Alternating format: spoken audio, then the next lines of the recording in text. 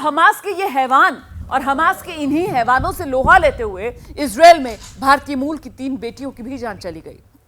3 में से एक इजराइल डिफेंस फोर्सेस का हिस्सा थी और एक पुलिस बल में शामिल थी।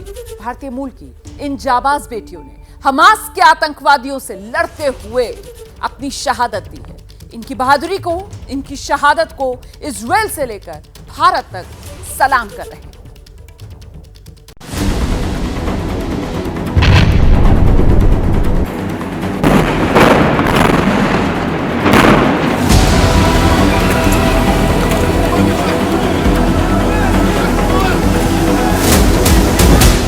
जब से हमास के आतंकियों ने इजराइल पर हमला बोला है, इजराइल का मिशन बदलापुर जारी है।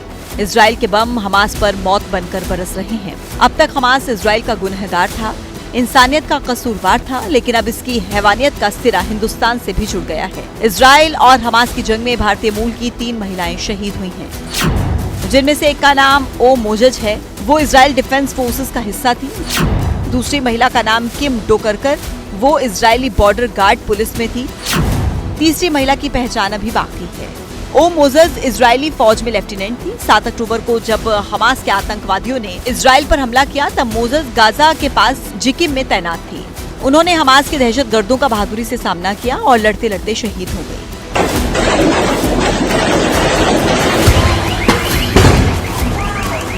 वहीं इजरायली बॉर्डर पुलिस में शामिल किम डोकरकर सेंट्रल डिस्ट्रिक्ट में तैनात थी। हमास के दहशतगर्दों का सामना डोकरकर ने भी बेहद बहादुरी से किया और भारतीय मूल की इस बेटी ने आतंकवादियों से लड़ते हुए अपनी जान कुर्बान कर दी।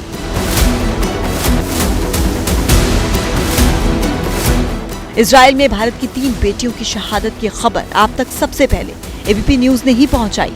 इजराइल और हमास की जंग का अपडेट आपको दे रहे हैं, लेकिन इस बीच इसी जंग से जुड़ी एक बड़ी खबर जान लीजिए। इजराइल में भारतीय मूल की 3 महिलाओं की मौत हुई है।